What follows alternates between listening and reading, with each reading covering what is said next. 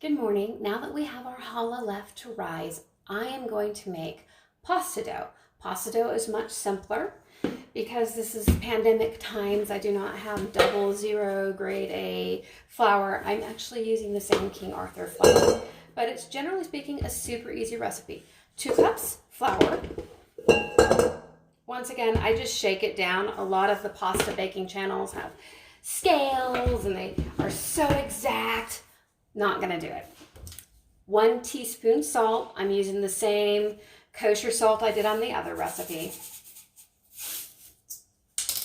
And the difference is, you see, I'm not doing a whole lot of whisking right now. It's pasta. It's actually not all that exact. And then 1 tablespoon olive oil. After I get all of those ingredients in the bowl, which is not a whole lot of ingredients, I then put it in my KitchenAid. And yes, this is a different KitchenAid. I do have more than one KitchenAid, and I absolutely need both of them. And I have the dough hook on it, and I start mixing it. And then while I mix it, I'm going to start adding in eggs. Some pasta recipes call that you mix it, make a little mound, put the eggs in.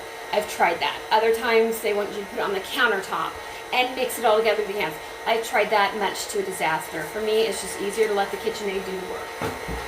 In some environments like Italy, you don't need to add water. The recipe doesn't call for water, but I found that it's so dry here in Las Vegas that I have to add water to a lot of my recipes.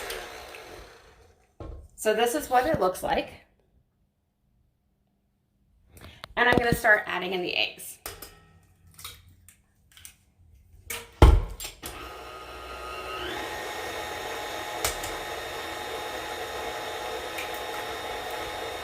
And with the KitchenAid, I just let it mix, and that's pretty much it. And once the KitchenAid has it mixed so that the dough is grabbing the sides of the bowl, and you make it into a ball, cover it in saran wrap. If you're ready to make your pasta immediately, cover it in saran wrap, let it sit at room temperature.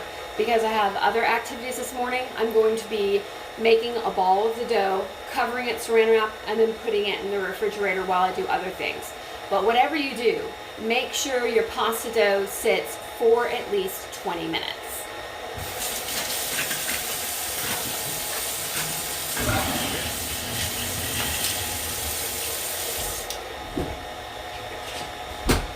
This is, in my opinion, the longest part.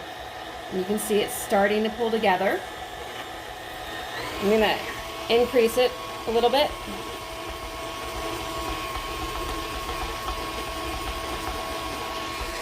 And so this is the time that I'd usually spend cleaning or doing some other activity. And when I get really good at YouTube or making videos, I'll know how to pause it and then pick up when this portion's done. Because the actual throwing in ingredients doesn't take long at all. It's just the mixing, and that's something that the KitchenAid can do without a lot of assistance from me.